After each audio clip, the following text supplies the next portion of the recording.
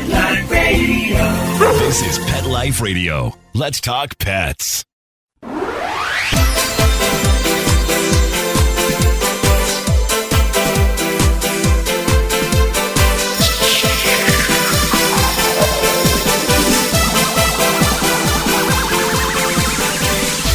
Hello, you're listening to Animal Party on Pet Life Radio.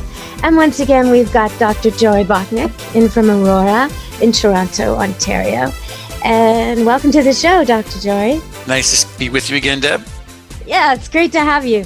So, okay, I have a question about some commercials I've seen on TV for a new product for cats. And it's food, and it's supposed to make the cat less allergic to us humans. Do you think this is a thing that may not be so good for the cat? I can't honestly say that I've heard of that, but I can also honestly say it sounds more like marketing than science. It's Purina Pro Plan that has this commercial. I just don't know what to make of it. It talks about how they've researched for years and they've come up with this food that less dander, less allergens. Now, I don't know if they're talking about saliva, which is... Oh, I thought you meant making them less allergic to us.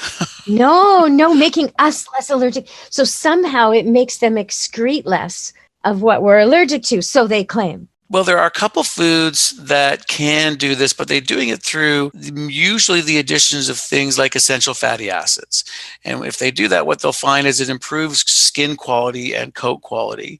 And so if they're adequately supplemented, then I find a lot of these dogs will shed less, or cats will shed less. Their coat is less dry, less brittle, so it's, again, less dander. And if you have a marginal allergy and your cats are either having less dander or your dogs are, then I guess technically you would have less allergy. Of the four, I would say I have four foods that I really like, four different companies, and Purina happens to be one of them.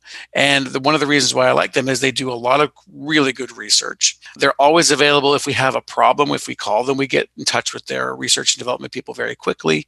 And they offer a lot of quite good solutions. So if they're making this claim, it'd be interesting to look into.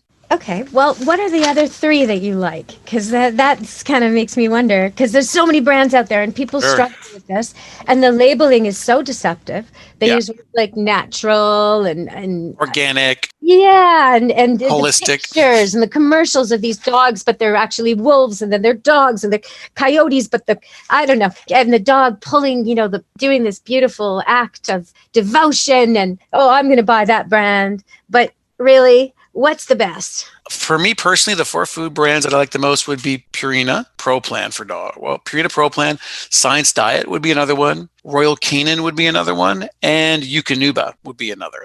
The reason I like those four is I really like their research. They're constantly in development, and they're constantly refining. Their quality control is fantastic. I've been to the Purina test in Topeka, Kansas, where they evaluate and research their products. Each one of these companies I find does something slightly different than the other. It doesn't mean that they're either worse or better. I find, in my opinion, I would say they're equivalently excellent, but someone may do better on one than the other. And it's easy to go to your local quality pet store where you'll find these products and maybe get a sample, see if your animal likes it. Another reason why I really like these products is you can pretty much get them anywhere.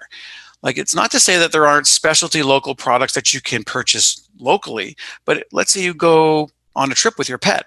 Now what do you do when you're out of food? Whereas with all these products, you can get them in Florida, you can get them in Winnipeg, you can get them in London, England, you can get them in Madrid. So it can be had anywhere. Another reason why I like these products is they manufacture most of the veterinary diets. And so if I have to switch an animal temporarily to a prescription food for a particular reason, it's easy to switch them back because they're just floating from, generally speaking, the same food, which is just slightly different, where one is designed for easier digestion, so it has a different protein quality, but then it's easier to go back.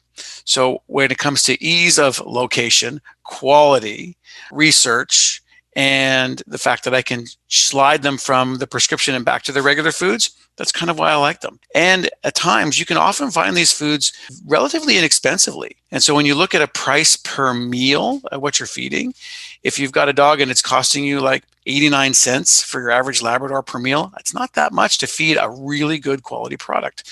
So for all those reasons, these are the four foods that I like the most. I've had experience with all of them, actually. Eukanuba was what I used to feed underweight puppies, Eukanuba pink, because it was just such intense food. If I was rescuing dogs and dealing with really malnutrition, once they were well enough to have that, they would put on the pounds so well.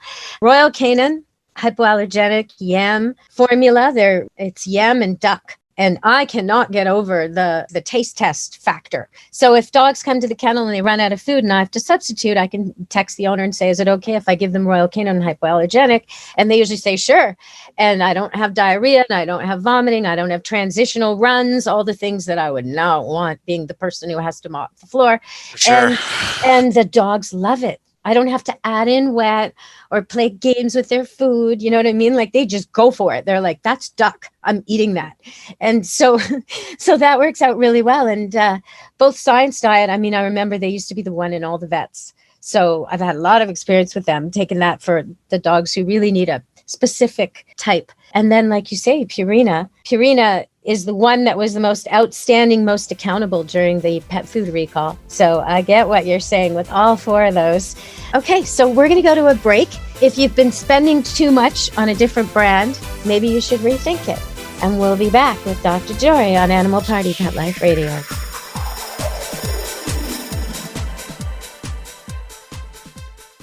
Molly, here's your dinner. Zeus, that's not your food. Don't let that happen to your precious cat. Elevate your cat's eating experience with the Cat Tree Tray. The Cat Tree Tray keeps your cat's food off the floor and conveniently located on the cat tree. It's the perfect way to eat. It's a beautiful wrought iron tray that easily attaches to your cat tree and keeps dogs and other critters out of your cat's dish. A must for multi-pet households. There's a 6-inch tray for large bowls and a 4-inch tray for smaller bowls. Purchase your Cat Tree Tray today. Go right now to cattreetray.com. That's cattreetray.com. CATTREETRAY.com. Let's Talk Pets on PetLifeRadio.com.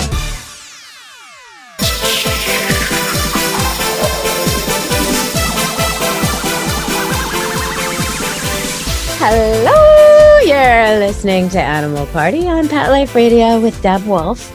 If you want to look for me, it's Deb Wolf Pet Expert. And actually, if you're interested in bird song, I recently put up on my page, the Deb Wolf Pet Expert page, I put up a really cool link where you can sort of hover over the picture of a North American bird and hear the song it makes. Now, I found this really interesting. I was doing this for so long, going back and forth and trying to memorize what the different songs were. And I was actually surprised at a couple too. So check that out. And you can always go to my Camp Good Dog Facebook page to see video and pictures of the dogs. They were playing in snow a few days ago and the pond's still frozen, much to their disappointment. But watch out for that. Actually, I saw on the news the other day a bunch of skaters fell in Holland. And a week ago, we had 2 dogs, one at night and one the next morning, fall into fast-moving rivers because the people didn't have them on leash and the dog slipped. Luckily, the people didn't try to save the dog themselves. They called the authorities, but they had to be airlifted out of there, and it was intense. So if you're hiking with your dog and there's runoff or snow or unusual conditions, keep your dog on leash, even if he's good. You don't want to lose him. All right. So, Dr. Jory, have you got more to add to that about hiking and safety? Well, with hiking and safety, honestly, it really does boil down to being prepared. So it's one thing to stop, drop, and go, but it's another thing if you're taking dogs, and some people take their cats, and I view it the same way as taking young children. So if you're going to go for a hike and you want to be safe, if you plan ahead, then you won't be caught unawares and surprised. So bring a little backpack with things you may or may not need. The extra leash, just in case you encounter another dog or yours breaks and you have to go catch yours. Little things like water. If you're going to be out for the day, make sure you've got a vessel that the pet you're bringing has something to drink from. You may want to have your little emergency kit with just a couple things. I mean, we're not going off climbing Mount Everest, but it's not bad having a little bandage, a little muzzle, things we've talked about just in case. So you can go and enjoy your walk, have an idea for time. And one of the things I often tell people is if you're going to go for a hike, let someone know you're going and when you think you're going to be back. So if you're not showing up, someone knows to look for you. Okay, so if you're wondering what Dr. Jory's talking about when he said the things we've been talking about, you have to listen to the show last month when we went over everything you need in a first aid kit. So you'll probably be surprised by some of the items, but it's very affordable to have a thorough first aid kit. You could modify one that you would have for yourself just by adding a few items, a few key items to make it pet friendly. Okay, so let's continue on. I wanted to ask you, I asked you about the dog food. Now there's a new litter that's supposed to be lighter weight. And, is that going to be toxic for cats? New chemicals?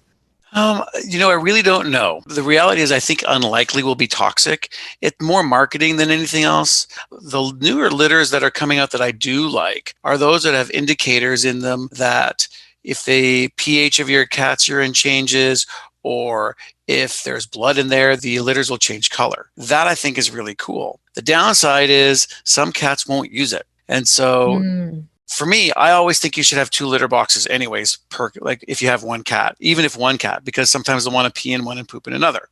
But if you want to change your litter, I would only change one first, make sure they're going to keep using it, and then consider changing the other. But one of the things I'll often recommend to clients in general is having one litter box with a coarser litter and one litter box with a finer litter. And I find the cats tend to gravitate to one or the other.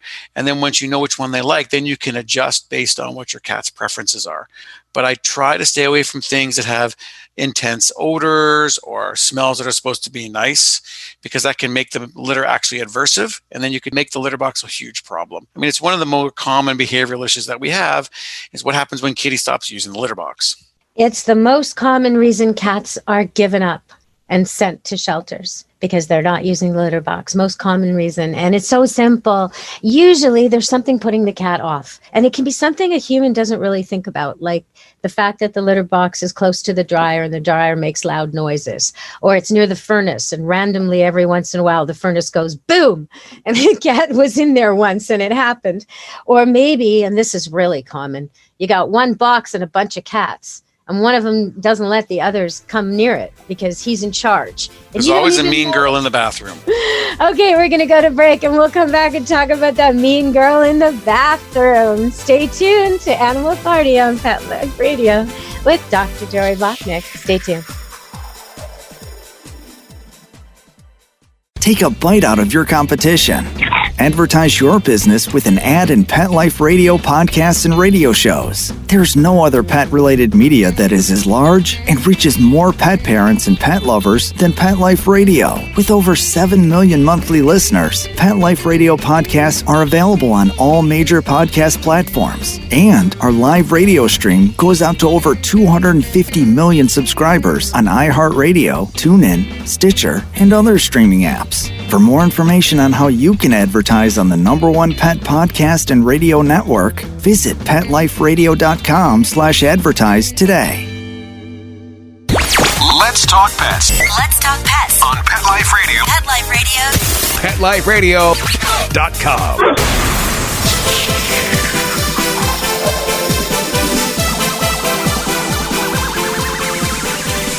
Hello, we're back on Animal Party, Pet Life Radio. Who brought the mean girl, Dr. Jory? There's always a mean girl in the bathroom. And that seems to be, for me, one of the more common reasons cats stop using the litter box is you have a multi-cat household and one of them just starts laying claim to something. And once that happens, every time another cat goes near what it considers its territory, because if you recall, cats are solo animals. They're not communal like lions. The only reason cats can live in a group in a home is because resources aren't scarce. But the litter box is a resource. And occasionally as cats get older, they become more territorial and one of them can lay claim to it. And if they do, then you have a problem, which is why I suggest having multiple boxes at different locations in the house. So if there is a mean girl in the bathroom, the other animals have an opportunity to go to another bathroom. Okay, so when you say they're not communal, that they're solo animals, what about cat colonies? They can exist in colonies because, again, it's resource driven. They're not competing intensely for resources. If resources became scarce, the colony doesn't stick together very well. Okay. What about families? Families are the same thing. It's all about, do they have space? Do they have access to food and water that they need? And do they have places to go and express their predation instincts? And if they have all these things, then everyone gets along in a very nice, harmonious way. It's when they don't that you have cats who used to get along, all of a sudden now don't. And why don't they? Because as they age, their territoriality changes. And as the household changes, then the dynamic can also change. And once one cat starts losing the interest in sharing, it can be quite problematic. Losing the interest in sharing. That's a very diplomatic way of describing Miss in the middle of the night. And the noisy one, actually, for everyone listening, the noisy one is usually the one being picked on. So don't assume that the one making the noise is the problem. Usually that one's going, don't hurt me. And someone else is standing there quite quietly with their claws. That's another thing. I often get called into these situations where they have cat struggles, or cat doesn't like dog, or cat doesn't like other cat. And I have to work on, it's usually the litter box, which is the final straw that makes them call me after they've, dug up the carpet and they're really upset with what the cat's done, where she's chosen to pee, where the victim cat has chosen to pee. But oftentimes they'll see their cat lying there on its side, and they'll say to me, you see, he's not guarding the litter box, but he is. He's lying on his side with all his claws facing the victim. Lying on his side might be a docile position for a dog, but it is not a rest position for a cat. That's like 5 knives, right? That's a lot of sharp instrumentation aimed at the victim right there. And just because your cat looks like it's relaxed doesn't mean it's relaxed. Well, look at the tail. If the tail has a rhythm to it, like a pretty quick flip, flip, flip, flip, that is almost ready to pounce cat. That is not a quiet cat. The other thing that we find with these guys is one of them, apart from behavior, can develop a bladder infection. And if they do, then them and their siblings may then avoid that litter box because they don't want to be around an area where it smells wrong. Unfortunately, it's a very common problem that can be solved, but a lot of people ignore it for a while. And so a cat has a chronic bladder infection, stops using the litter box, starts spraying around the house, and then they come to me a month later without ever having come in and say, we want to put her to sleep because she's not using the litter box. And we'll often say, well, we need to investigate this first. We just can't put them to sleep. But it's early intervention can often resolve these issues, because if they start using other areas other than the litter box, it can become a habit. And that's when we start to run into trouble, where they rehabituate themselves to other places. Now you've got to undo what they've learned, and that's what takes a while. 6 weeks at least. And you have to use vinegar and then enzyme cleaners, because if you don't use the urine off type cleaners that are specially designed for this, the cat keeps coming back. And do not use ammonia, because that really will make the cat come back fast. Yep. You don't want to get into a scent war. It gets really tricky after. It's much easier ahead of time. But I wanted to ask you, what's the name of the brand of that fancy litter that helps you diagnose problems?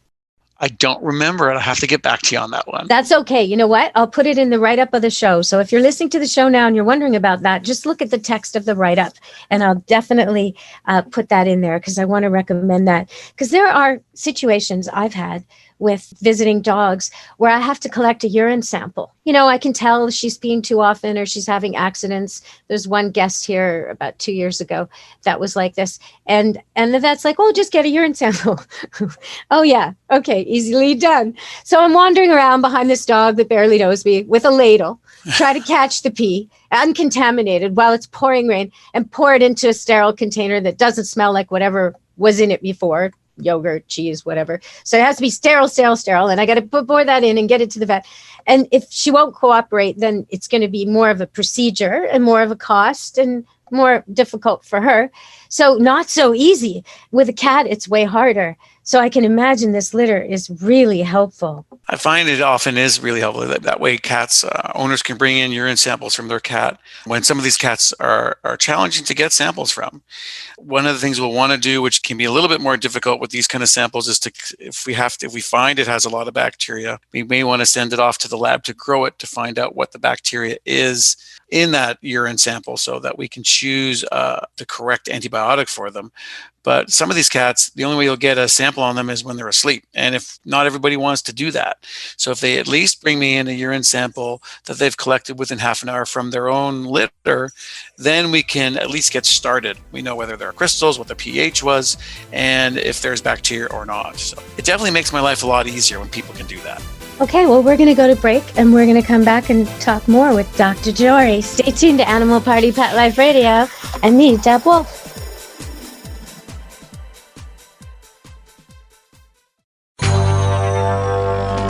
It's designerpetsweaters.com. Hand-knitted designer sweaters for your precious pup or cool cat. Beautiful couture patterns for your pets, including custom-knitted formal wear, casual wear, yachting, and even sports-themed. Many designer pet sweaters include feathered tammy hats, top hats, and a lot of sparkle.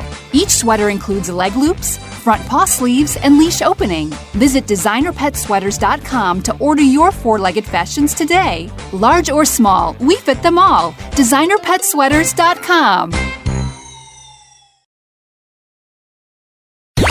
Let's talk pets Let's talk pets on Pet Life Radio. Pet Life Radio. PetLifeRadio.com.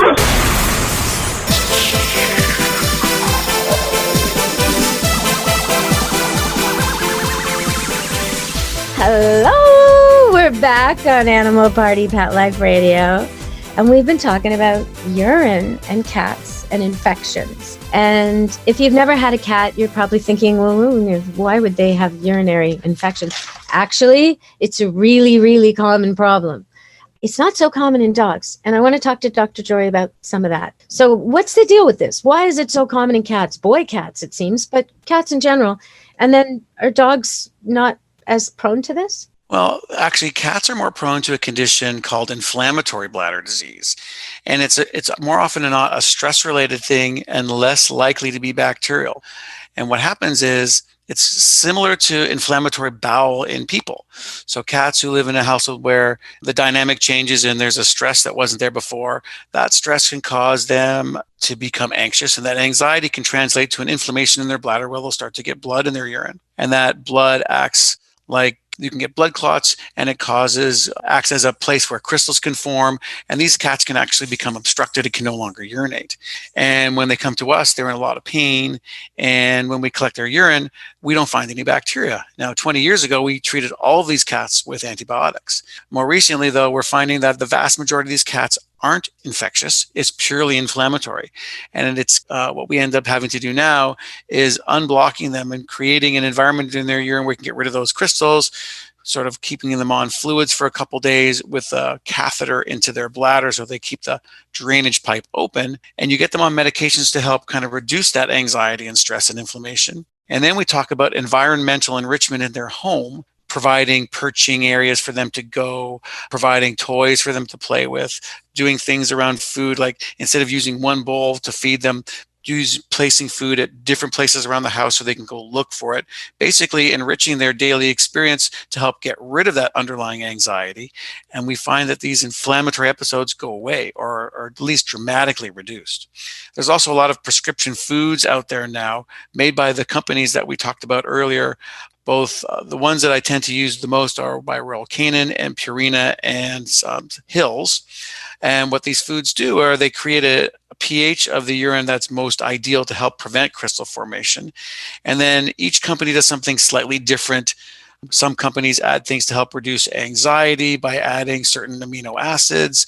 Some companies may add a bit of salt to the diet to increase their water consumption to keep them peeing more frequently.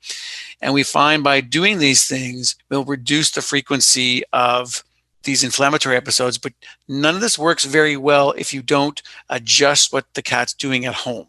Yeah, I understand that, because as long as they're still stressed out, I mean, if there's another cat picking on them or a new puppy that's allowed to chase them, or they've just had to move. But sometimes I bet the stress was a move or construction and the stress is over.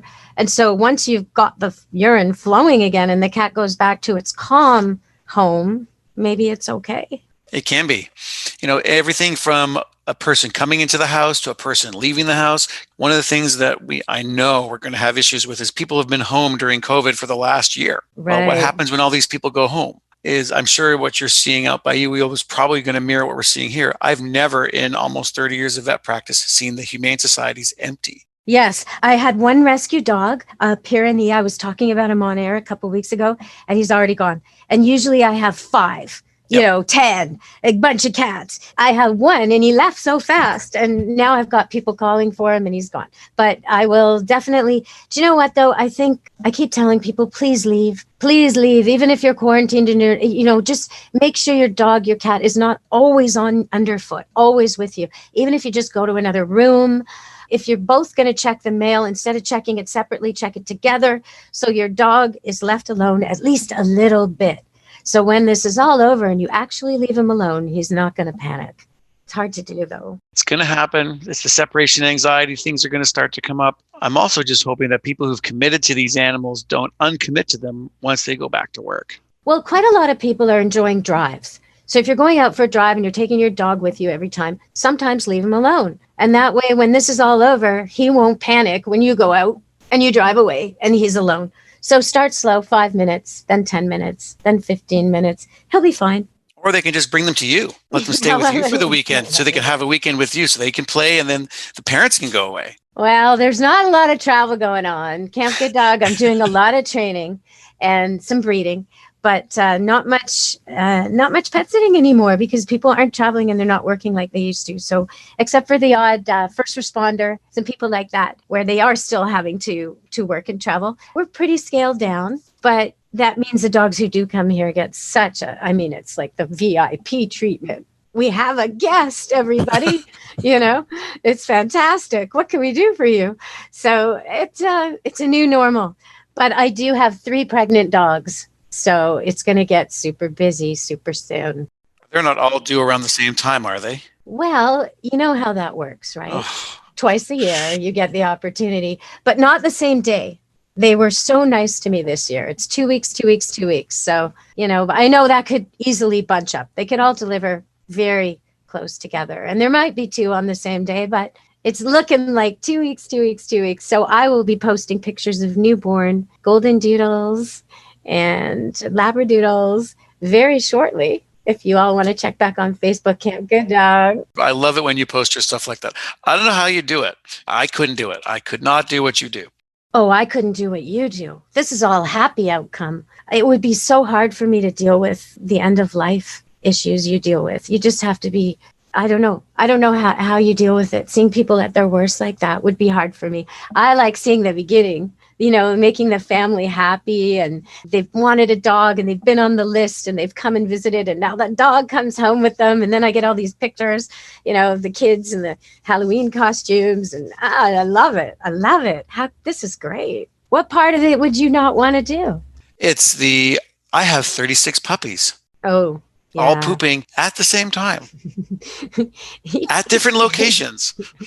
Yeah, that's my math. Each puppy, I figured out, does approximately 4 poops per day. And there's about 10 puppies per litter. So yeah, it's a lot of poop, It's right? a ton of work. 40 poops per litter per day. But they're so cute. I think nature made animal babies cute, so we'd put up with their poop. My hat's off to you. I don't have the energy. Well, I don't know. I wouldn't, I had one really serious case a few years ago where I had a pregnant female and she had to go for a different operation while pregnant. And so they had to induce and we had to have C-section. And we had a 9 perfectly good puppies, but it was just so touch and go. And afterward, it didn't go well. And I had to be running back and forth to the all-night emergency clinic where she was and bottle feeding all of her puppies. And then once she was okay 4 days later, trying to get her back with them. That whole thing, that part, that's what you see. That's where you're the hero. And that's the part I couldn't do. That would be the good part where all the babies are good and the mom's all proud. And I love that. But the part when you step in, that's when us breeders really need you. And that's when I can see why you don't want to do it because you're seeing the worst and I'm seeing the best. Well, then we both serve a role. We both serve a role and we both have our areas of expertise. There's definitely certain things I defer to you on. Well, I sure wish you were closer because I've got 3 litters coming and I know your home cell number and I wish I could call you in the middle of the night. You can call me anytime. You already do, so there's no reason not to. But it'd be fun to be there.